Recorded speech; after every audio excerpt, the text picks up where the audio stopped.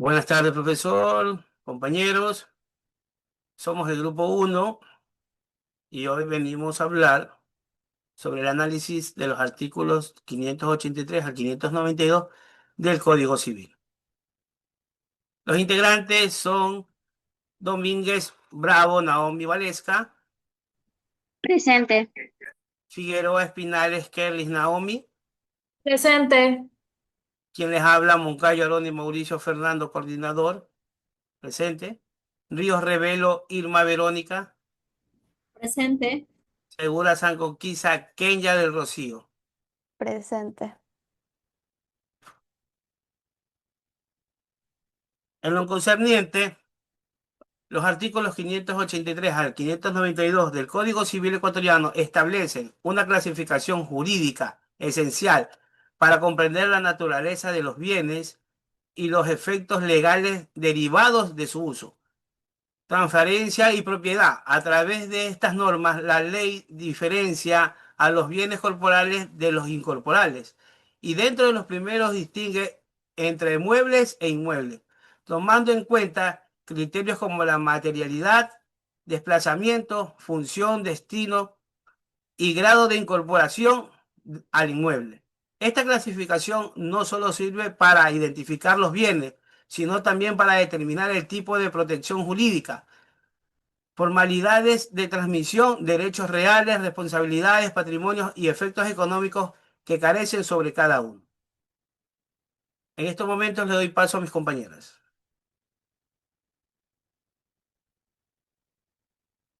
Un gusto, me presento. Ahora hablaré sobre el análisis del Código 583 del Código Civil. Los bienes consisten en cosas corporales e incorporales. Los corporales son los que tienen un ser real y pueden ser percibidas por los sentidos, como una casa, un libro. Incorporales, los que consisten en meros derechos, como los créditos y las servidumbres activas. Basándonos en lo que nos dice este artículo, llegamos a un análisis en el que el Código Civil establece una clasificación fundamental dentro del derecho de bienes, la distinción entre bienes corporales e incorporales. Esta división no solo es teórica, sino que tiene implicaciones prácticas jurídicas en cuanto a la forma en la que los bienes se adquieren, se transmiten y se protegen. Los bienes corporales son aquellos que tienen una existencia material, que se caracteriza por ser perceptible por los sentidos, especialmente el tacto y la vista. Ocupan un lugar en el espacio, lo que permite su localización y delimitación. Los ejemplos comunes, tal como se dijo en el artículo, pueden ser casas, vehículos libres, muebles, terreno, ropa, etc.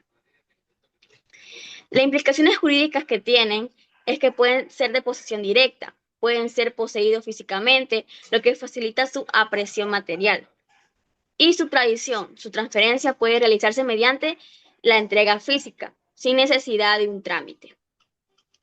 Los bienes incorporales, en cambio, son intangibles, no tienen una existencia física, sino que consisten en derechos que una persona tiene sobre una casa o frente a otra persona.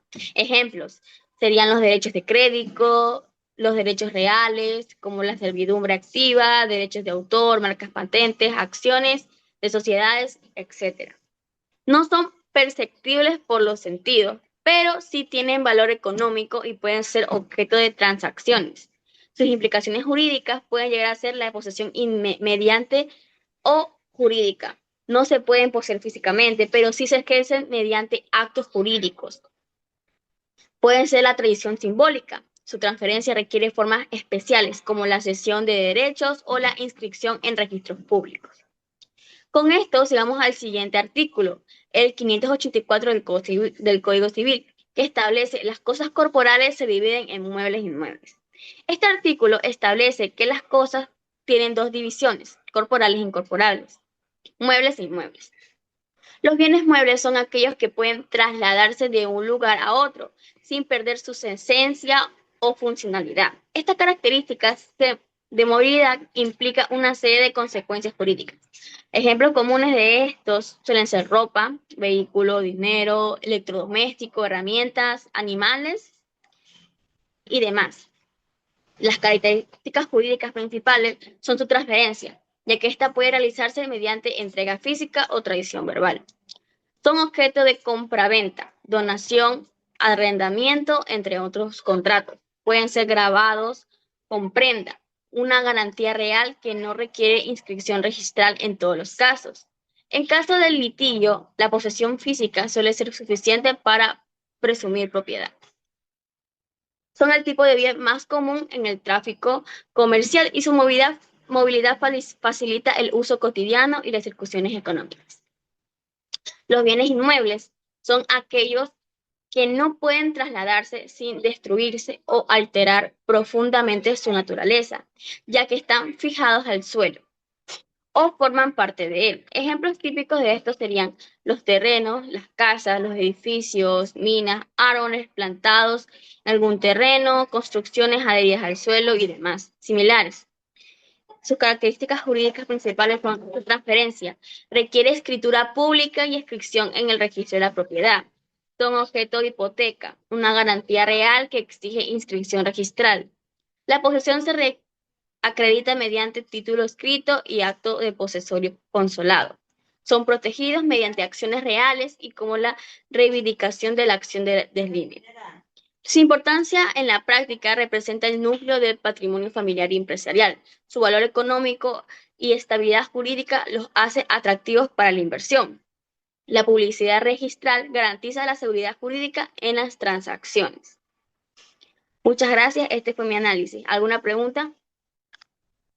Buenas, compañera, yo tengo una pregunta. Según el artículo 583, ¿qué ejemplos ilustran la diferencia entre bienes incorporales y bienes corporales? Respondiendo a su pregunta, compañera. Un ejemplo de bien corporal sería, como lo dice el artículo, una casa, un automóvil o un libro, ya que tienen la existencia física y pueden ser percibidos por los sentidos. En cambio, un bien incorporal podría ser un crédito bancario o una servidumbre activa, que representa derechos jurídicos sin forma tangible. Esta diferencia permite identificar cómo se ejercen y protegen los derechos sobre cada tipo de bien. Ya, gracias, compañera. Muchas gracias, compañera. ¿Otra pregunta? ¿Alguna más? Sí, ¿Alguna duda? buenas tardes. Yo necesito preguntar, ¿qué características definen a los bienes inmuebles y por qué requieren formalidades especiales para su transferencia? Bueno, compañero Moncayo, para responder su pregunta, los, los bienes inmuebles son aquellos que pues, están unidos de manera permanente al suelo, como terrenos, edificios o casas. Debido a su valor y estabilidad, su transferencia exige formalidades legales como escritura pública, inscripciones en el registro de la propiedad. Estas medidas buscan garantizar la seguridad jurídica, evitar los fraudes y proteger los derechos de los propietarios. Eso sería todo, compañero. ¿Le doy explicación? Muchas gracias. ¿Sí? Gracias. Entonces, ahora le doy paso a la siguiente compañera con los demás artículos. Ya. Buenas tardes. Voy a hablar acerca del artículo 585 y el artículo 586. En el artículo 585 dice, muebles son las que pueden transportarse de un lugar a otro, sea moviéndose por sí mismas, como los animales, por eso se llaman semovientes, sea que solo se muevan por una fuerza externa, como las cosas inanimadas, exceptuándose las que siendo muebles, por naturaleza se reputan inmuebles por su destino, según el artículo 588.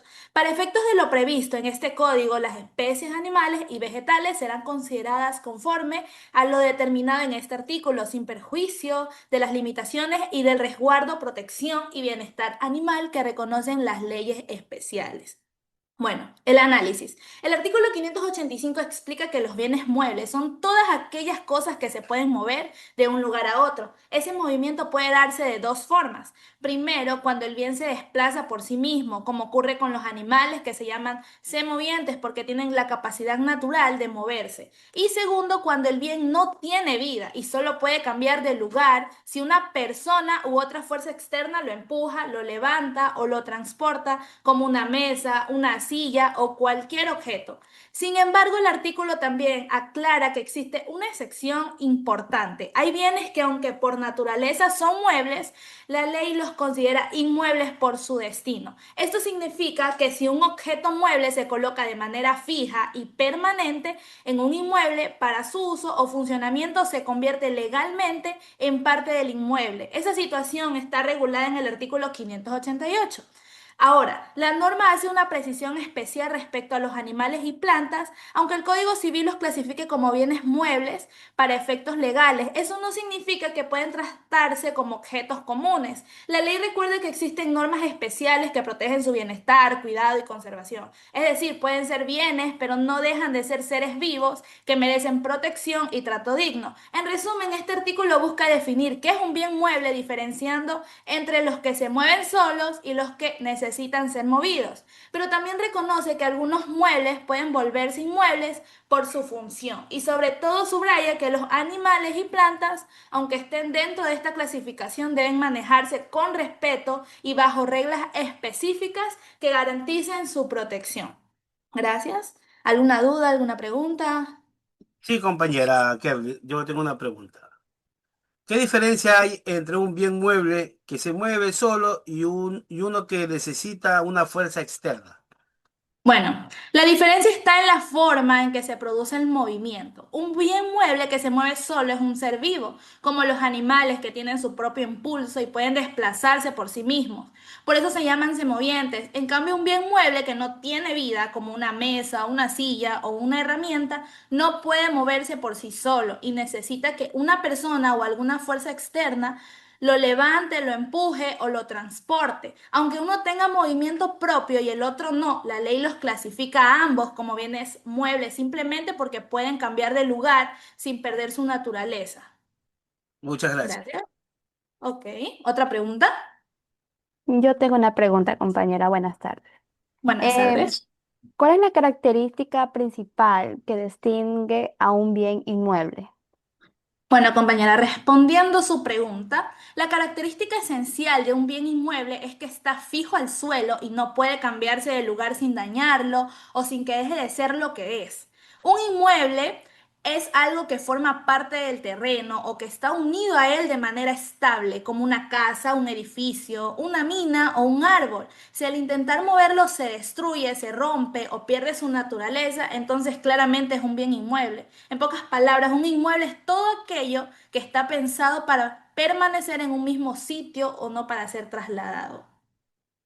¿Respondí su pregunta? Sí, compañera, muchas gracias. Bueno, gracias. Ahora la siguiente compañera con los artículos siguientes. Buenas tardes, compañeros. Bueno, como mencionaba, los artículos que me corresponde a mí es el artículo 587 y 588 del Código Civil. Y en el artículo 587 nos dice que las plantas son bienes inmuebles mientras se encuentran enraizadas en la tierra, es decir, mientras formen parte del terreno de manera natural. Este criterio jurídico se basa en la idea de que ciertas cosas pasan a ser parte del inmueble porque están incorporadas a él de manera fija y permanente. ¿Cuál es aquí el fundamento jurídico?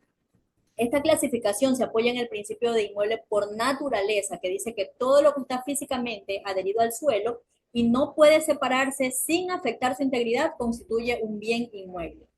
¿Cuál es el elemento clave? El enraizamiento. Las plantas, árboles y arbustos son inmuebles mientras estén firmemente plantados en la tierra. En este caso, todo lo que crece del suelo forma parte del inmueble de forma natural. Pero una vez arrancadas o desprendidas del suelo, las plantas dejan de ser inmuebles y pasan a ser bienes muebles, porque ya pueden trasladarse de un lado a otro sin afectar al terreno. Un ejemplo práctico, un invernadero con plantas en tierra directamente sembradas al suelo es considerada inmueble, pero en el mismo vivero, si existen plantas sembradas en bolsas o en maceteros, listas para de pronto vender, ya son consideradas muebles porque pueden transportarse. Y puede ser la planta incluso de la misma naturaleza, puede ser el mismo tipo, la misma tipo de planta, pero si está en la tierra, es inmueble. Si está sembrada en la tierra, si está sembrada en una bolsa, en un macetero, es bien mueble. Por su parte, el artículo 588 introduce un concepto más complejo, cosas que no son inmuebles por naturaleza, pero que la ley considera como tales por su destinación al inmueble. Es decir, porque están destinadas a servirlo de manera permanente. Este artículo vemos que es fundamental porque explica que no solo lo unido físicamente al suelo es inmueble, sino también todo lo que el propietario de manera establece, incorpora para el uso, explotación o mejora del terreno o edificio. ¿Cuál es el fundamento jurídico? Esta regla se basa en la figura del inmueble por destinación, inspirada en el derecho francés, cuyo principio pues es que lo accesorio sigue la suerte de lo principal. Y si algo está destinado a servir permanentemente al inmueble, se convierte jurídicamente en parte de él. ¿Cuál es el elemento clave? La finalidad o destinación permanente. Lo importante aquí es el propósito. Si algo se pone en el inmueble para su uso o beneficio continuo, se considera inmueble. Y vemos que no se requiere una unión física absoluta, ya que puede ser removible, pero están pensadas para el inmueble. Y en este caso tiene mucho que ver la voluntad del propietario, ya que la destinación debe ser realizada por quien es dueño del inmueble, no puede ser por cualquier otra persona, sino por el propio dueño del inmueble. Diversos tipos de bienes pueden ser inmuebles por destinación. El artículo de hecho menciona algunos, por ejemplo, herramientas agrícolas permanentes, las maquinarias industriales fijas, tuberías, losas, accesorios incorporados, incluso animales utilizados para explotación como colmenas, abonos almacenados para uso del cultivo, son considerados inmuebles pese a que pueden moverse, pese a que se los puede sacar, pero son considerados inmuebles porque están destinados al uso permanente del bien. ¿Cuál es la relación entre ambos artículos? Los artículos trabajan pues complementariamente. El artículo 587, que es un inmueble por naturaleza, es todo lo que está naturalmente unido al suelo. Y el artículo 588 es un inmueble por destinación, porque es todo lo que el propietario une o destina al inmueble para su beneficio permanente. En conjunto, estos artículos permiten entender cómo la ley define la estructura económica y jurídica de los bienes, destinando en este caso qué forma parte del patrimonio inmueble, qué puede transferirse y cómo se protege legalmente. De este modo, determinar qué clase de bienes son influye en la propiedad, en las ventas, en las herencias, en los impuestos y en muchas cosas más. Esta definición determina. En resumen, la ley no mira solo lo físico, sino la función, si algo está unido al suelo o sirve para su uso o mejora. Esto se considera inmueble. Si alguien tiene alguna pregunta hasta aquí. Eh, Buenas tardes, compañera. Yo tengo una pregunta. Em, Una empresa tiene un invernadero con estructuras metálicas fijas, riego automático, ventiladores adheridos al suelo y sensores conectados al sistema eléctrico subterráneo. Sin embargo, al terminar cada cosecha, desmontan parte del sistema para mantenimiento. ¿El invernadero y su equipamiento son bienes muebles o inmuebles? Ya, en este caso, pues el invernadero completo se considera un bien inmueble, incluyendo los sistemas eléctricos de riego y ventilación. Aunque algunos elementos se desmonten temporalmente, su destino y función son permanentes al servicio del terreno, como lo dije anteriormente, según el artículo 588. El hecho de que se retiren para mantenimiento no cambia su naturaleza jurídica de inmueble por destinación, pues están anclados al uso agrícola del inmueble. O sea, ¿qué quiero decir en otras palabras? Que eso puede permanecer ahí en el inmueble, pero pueden desmontarlo de pronto para hacerle mantenimiento. Por ejemplo, una maquinaria. Si esa maquinaria hay que hacerle ya mantenimiento, forma parte del inmueble, está incluso empotrada ahí en el bien inmueble, pero se la retira para hacerle mantenimiento. Eso no le quita de que deje de ser inmueble por haberse, porque nuevamente va a venir y va a ser destinada a seguir trabajando. ¿Sí me explico? En el caso de que de pronto ya la lleven y la vendan, ya pasa a ser pues ya un bien mueble, pero si nuevamente regresa al bien para seguir trabajando ahí, sigue siendo un bien inmueble. No sé si quedó claro. Sí, gracias. ¿Alguien tiene alguna otra pregunta?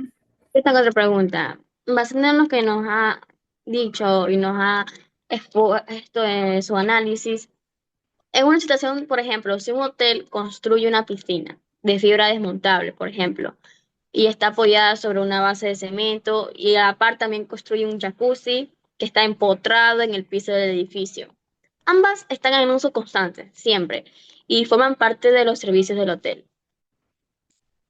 Mi pregunta sería, ¿cuál de los dos se considera un bien inmueble y cuál un bien inmueble? En este caso, el jacuzzi empotrado es inmueble por incorporación, porque está adherido de forma fija al edificio y su retiro implicaría alterar la estructura. ¿Qué quiero decir? Que al yo sacar el jacuzzi que está empotrado en un inmueble, pues ya estoy dañando, como quien dice, la estructura, la estoy cambiando. Incluso hay hasta la posibilidad de que el jacuzzi se dañe y toda la estructura cambiaría. Entonces, ese sería un bien inmueble por incorporación. En cambio, la piscina desmontable es un bien mueble, ya que puede retirarse sin afectar el inmueble y no está físicamente unida al terreno. Por lo mismo que es desmontable, yo la puedo sacar de aquí, la tengo aquí de pronto en esta habitación y la saco y la llevo a otra habitación. Es desmontable. Entonces, es considerado un bien mueble porque puede trasladarse de un lugar a otro. ¿Está claro? Muchas gracias, compañera. Sí, esto quedó claro. Ya, bueno, esta es mi intervención. Le doy paso a mi compañera siguiente para que siga con el análisis. Bueno, buenas tardes. Seguimos con los siguientes artículos, el 589 y 590. Eh, el artículo 589 nos dice que los productos de los inmuebles y las cosas accesorias a ellos, como las hierbas de un campo, madera y frutos de los árboles o los animales de un vivar, se reputan muebles, aun antes de su separación del inmueble, para el efecto de constituir un derecho sobre dichos productos o cosas en favor de otra persona que no sea el dueño. Lo mismo se aplica a la tierra a la tierra o arena de un suelo, a los metales de una mina o a las piedras de una cantera. Este artículo nos regula la figura de los bienes muebles por anticipación, ya que ésta se refiere a aquellos bienes que, aunque forman parte de un inmueble, se consideran muebles jurídicamente antes de su separación, como por ejemplo los frutos de un árbol, la madera de un bosque o los minerales de una mina son parte del inmueble, mientras que no se separen, pero la ley trata como muebles cuando se constituyen derechos sobre ellos a favor de otra persona, como por ejemplo una compraventa o concesión. La finalidad de esta disposición es facilitar las transacciones económicas y permitir que se otorguen derechos anticipados sobre aquellos productos que, aunque todavía están unidos al inmueble, pronto van a ser separados. Y esto permite planificar y proteger jurídicamente los intereses de quienes participan en la explotación o aprovechamiento de los recursos naturales. Tenemos como siguiente análisis el artículo 590. Nos dice que las cosas de comodidad o adorno que se clavan o fijan en las paredes y pueden retirarse sin dañar la estructura del edificio, como estufas, espejos, cuadros o tapicerías, se consideran bienes muebles. En cambio, si los objetos están embutidos o incorporados de tal forma que estos se van a formar un solo cuerpo, como las paredes, pasan a ser parte del inmueble, aunque pueden separarse sin causar daño. Este artículo nos aclara la diferencia sin causar algún deterioro a la estructura. Sigue siendo mueble como un cuadro colgado o un espejo adherido con tornillos, ya que si el objeto forma parte esencial del inmueble o está incorporado permanentemente, se convierte en inmueble por adherencia, como un espejo empotrado o una moldura fija. Esta norma busca determinar con precisión qué bienes integran al inmueble y cuáles pueden separarse libremente, ya que esta clasificación es relevante en casos de venta, arrendamiento, herencia o embargo, y ya que esta va a afectar en la determinación del valor y la propiedad de los bienes. ¿Tienen alguna pregunta? Sí, compañera, yo le quiero hacer una pregunta, según lo que usted estaba diciendo. Eh, en este caso, según lo que usted expuso, ¿cómo influye el artículo 589 en la constitución de derechos reales o personales sobre productos de un inmueble? Ok. La distinción que establece el artículo 590 del Código Civil, esta tiene una trascendencia patrimonial, contractual y registral, ya que esta va a afectar directamente a la propiedad el valor económico del inmueble y a las relaciones jurídicas derivadas, como por ejemplo en una venta o hipoteca de un inmueble. Solamente los objetos se van a considerar inmuebles por adherencia y se incluyen automáticamente en el negocio jurídico, mientras que los bienes muebles pueden ser retirados por su propietario. Ya de que igual modo, en su proceso de embargo o también ya sea de sucesión, es necesario determinar si ciertos objetos como mobiliario fijo, adornos o instalaciones formen parte del patrimonio inmobiliario o no. Ya que por lo tanto esta norma nos garantiza la seguridad jurídica y la claridad en los derechos de propiedad, evitando conflictos entre propietarios, arrendatarios o acreedores sobre la titularidad de los bienes adheridos. ¿Le quedó claro eso? Sí, sí. Siguiente pregunta.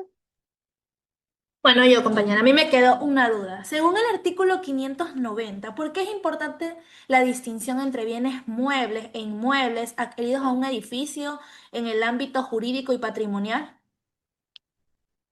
Bueno, esta nos va, ¿cómo les puedo decir? Va a permitir que el propietario de un inmueble, esta va a tener que ser transferido o constituye también, también derechos reales sobre los productos naturales o accesorios del inmueble antes de que sean ya sea separados de él. Y esto significa que se le obtiene un derecho anticipado y protegido por la ley, pese a los bienes que todavía forman parte del inmueble. ¿Le quedó claro?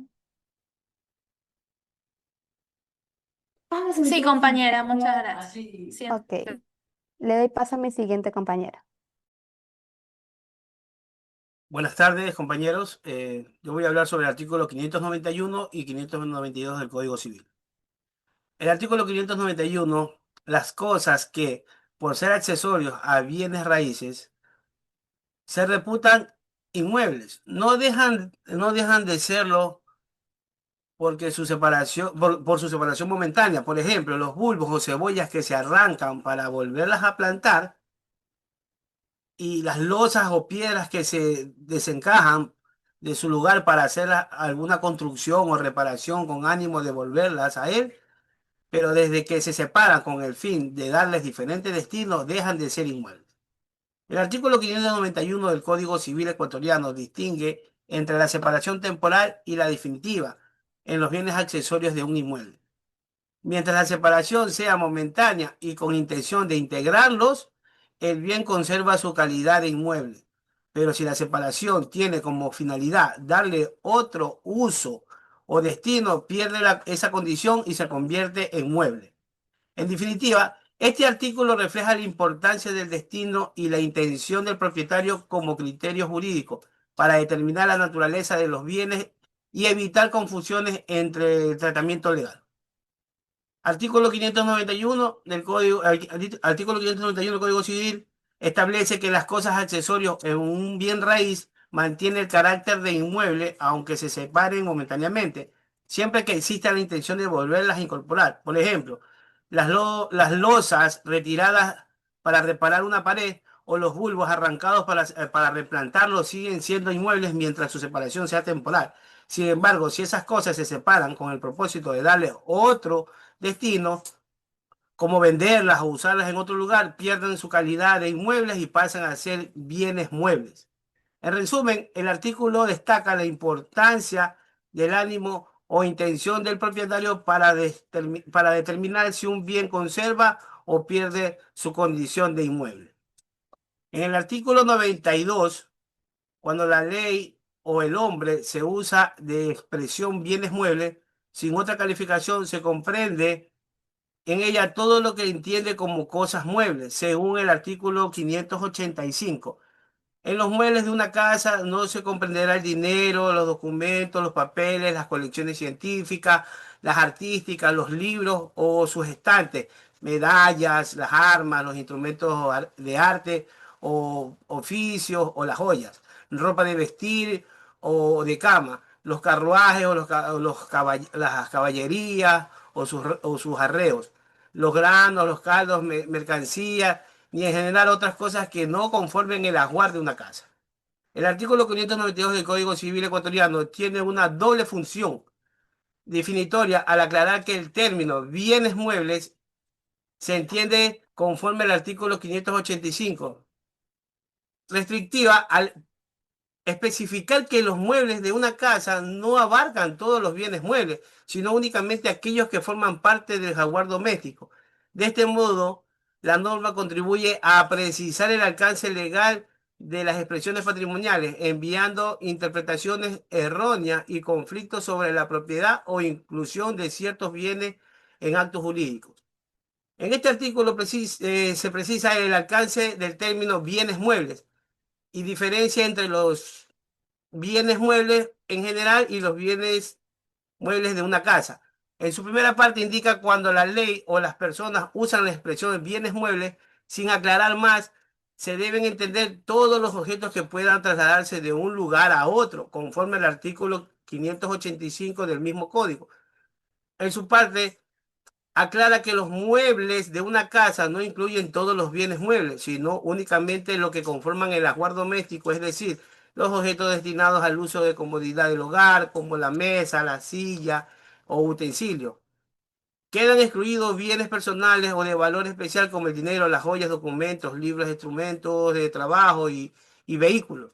En conclusión, el artículo busca evitar confusiones al determinar qué bienes se consideran parte del mobiliario de una vivienda y cuáles no, asegurando claridad en contratos, herencias y otros actos jurídicos. Muchas gracias. ¿Alguna pregunta?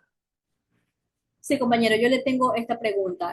¿La separación momentánea de un accesorio de un bien raíz hace que se pierda su calidad de inmueble? No, no hace que... Ok, Separación momentánea no hace que se pierda la calidad de inmueble, siempre que tenga el ánimo de devolverlo al mismo lugar. ok, gracias. ¿Alguien más? Yo, compañero Moncayo. ¿Qué se debe entender por cosas muebles cuando la ley o una persona usa la expresión bienes muebles? Sin otra calificación, pues según lo que usted nos ha dicho del artículo 592. Correcto. Se entenderá lo que se comprende como cosas muebles, según el artículo 585, como usted lo dijo, el cual define qué son las cosas muebles. ¿Lo ha entendido? Compañero. Bueno, muchas gracias.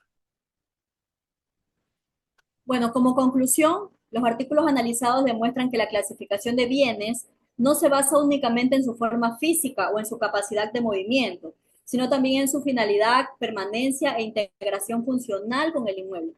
La diferencia jurídica que existe entre bienes muebles e inmuebles, ya sea por naturaleza, adherencia o destinación, es clave para resolver asuntos legales como ventas, herencias, registros, créditos, garantías e incluso impuestos.